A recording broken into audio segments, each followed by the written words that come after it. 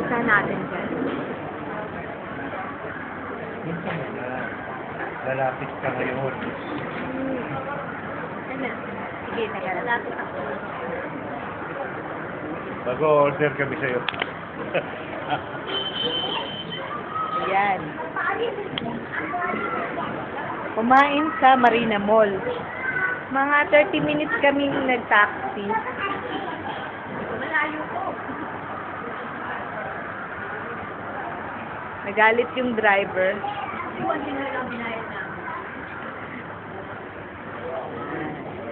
Ano po order nyo? Water. Ayan, may order na sila, oh.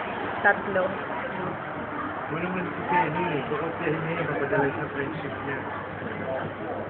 Wala nga akong friendship eh. Wala akong friendster. Ayan. Yan ang mga kainan dito. Pwede mo ba ilapit dito sa taas? Ha?